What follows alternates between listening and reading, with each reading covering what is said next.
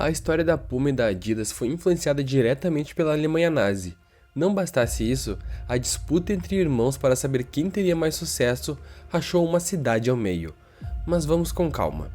No início do século XX, a família Dassler dava boas-vindas aos seus filhos caçulas, Rudolf Dassler, nascido em 1898, e Adolf Dassler, nascido em 1900, na pacata cidade de Herzogenaurach, na Alemanha. A família agora estava completa com seus 4 filhos, mas Rudolf e Adolf tinham um futuro brilhante. O forte da sua cidade de origem era a fabricação de sapatos, mas seu pai estava mais interessado que Adolf seguisse o rumo da panificação. O garoto já demonstrava interesse por esportes e tudo relacionado ao meio atlético, mas antes que pudesse construir carreira em qualquer área que fosse, ele foi convocado para a guerra em 1918. Seus 2 irmãos mais velhos, Rudolf e Fritz, já estavam lutando desde o início da guerra, e ele teria que ir para o fronte junto com eles. A Alemanha inevitavelmente perderia o longo combate e, por sorte, os 3 voltaram para sua casa. Em 1919, Adolf começou a trabalhar para formular seu novo negócio de calçados esportivos. Animado com o novo desafio, ele construía os sapatos com qualquer material que encontrasse e até mesmo criou a sua própria máquina de moer couro movida por uma bicicleta, sem utilizar nada de energia elétrica.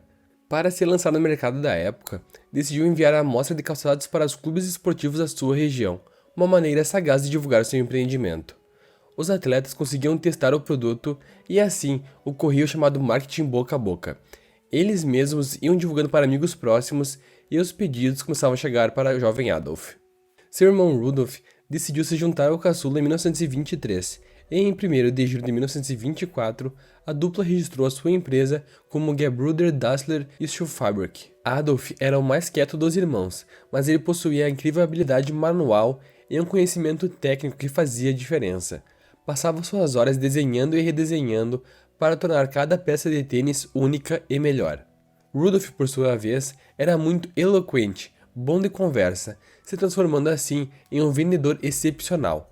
Uma equipe pequena, mas perfeita para fazer aquilo dar certo. A empresa conseguia produzir 50 pares de tênis por dia para serem utilizados no futebol e também no atletismo.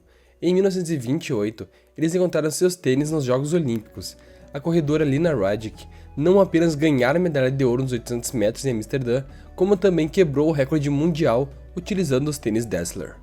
Os irmãos decidiram então registrar a patente do calçado em 1929, mas pouco tempo depois, o mundo mudaria totalmente. Em 1933, Adolf Hitler alcançou o poder na Alemanha, e em 1º de maio do mesmo ano, Adolf, Rudolf e Fritz se juntaram ao Partido Nazi, uma atitude que mancha a história das suas companhias. Em 1936, ocorreram as Olimpíadas de Berlim, mas quem chamava mesmo a atenção era Jesse Owens, que conseguiu conquistar 4 medalhas de ouro, estabelecendo ainda 3 recordes mundiais.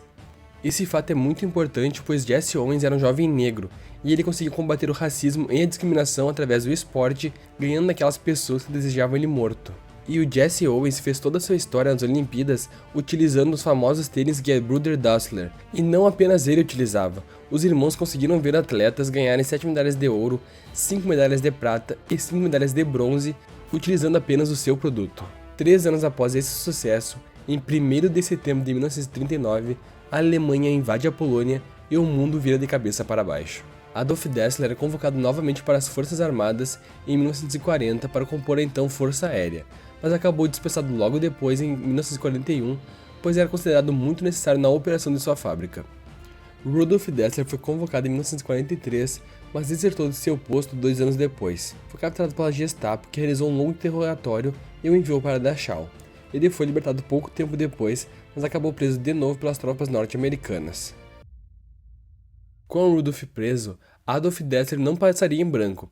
Ele não ficou isento de ter seu passado revirado atrás do seu papel no Partido Nazi. Descobriram que ele era um participante ativo do partido e que havia se beneficiado por esse motivo, tendo trabalhado inclusive na juventude hitlerista em 1935. Ele se defendeu afirmando que o seu envolvimento era exclusivamente baseado no interesse pelo esporte e que trabalhava com diversos clubes esportivos de diferentes orientações políticas antes da guerra. Evitava qualquer tipo de comício político e continuava negociando a compra de materiais com judeus, mesmo quando isso se tornou um perigo. O empresário da época afirmou ainda que Adolf acolheu ele em sua propriedade e depois avisá-lo que ele estava sendo procurado pela Gestapo. Essas defesas eram efetivas para se proteger, mas ainda acarretaria numa multa considerável e proibiria ele de ser proprietário do seu próprio negócio por 2 anos, parando assim a sua operação. Ele apelou com um advogado, mas Rudolf, seu irmão que estava recém-liberto, disse ao comitê de denúncias que Adolf havia sim organizado a produção de peças de tanque em sua fábrica por conta própria e que, além disso, realizava discursos políticos lá. Adolf, no entanto, foi inocentado das acusações, recebendo o título de pessoa que participou do regime, mas não fez contribuições significativas. Mas por que Rudolf fez isso? Ele acreditava que seu irmão Adolf tinha entregue ele para as tropas norte-americanas, e por isso queria uma espécie de vingança. A guerra estava então decretada. Rudolf e sua família se mudaram para o outro lado da cidade, dividida pelo rio Aurat. Ele tomou controle de uma pequena fábrica da companhia e o resto foi dividido, incluindo as patentes, equipamentos e até mesmo os funcionários que tiveram permissão para escolher a qual irmão iriam se juntar. Os funcionários da área de vendas e administração optaram por se juntar a Rudolf, enquanto que os montadores de tênis e sapatos apoiaram Adolf. Essa divisão, no entanto, foi ruim para ambos. Em 1948, a Gebr. Dassler não existia mais. Adolf estava com problemas para vender seus produtos e Rudolf não tinha produtos para vender. Adolf Dassler fundou então a Adidas, uma junção da primeira parte do seu nome com a primeira parte do seu sobrenome. Rudolf tentou fazer uma coisa parecida, mas o resultado ficou como Ruda, o que ele eventualmente mudou para Puma, registrando em 1º de outubro de 1948. A cidade de Herzogenaurach foi dividida ao meio e não afetou apenas a família Dassler. A cidade em si tinha que optar por uma lealdade à Adidas ou à Puma. Normalmente, essa lealdade era dada pelo lado do rio que a pessoa nascia. Os moradores começaram a reparar nos calçados uns dos outros para saber com quem poderiam conversar. A Puma passou a dominar o mundo do atletismo, enquanto a Adidas se tornou a maior marca de calçados esportivos do mundo, até ser desbancada por uma outra empresa. Rudolf faleceu em 1974, vítima de um câncer de pulmão aos 76 anos, e Adolf faleceu 4 anos depois disso, aos 78 anos. Suas sepulturas estão em lados opostos no cemitério da cidade, representando a divisão e a inimizade que os irmãos nutriram em vida. A rivalidade entre Adidas e Puma esfriou apenas em 1980, e os representantes das companhias começaram a trocar cumprimentos em eventos esportivos. Em 2004, o neto de Rudolf, o Frank, assumiu o cargo de chefe jurídico na Adidas, tendo trabalhado na Puma anteriormente.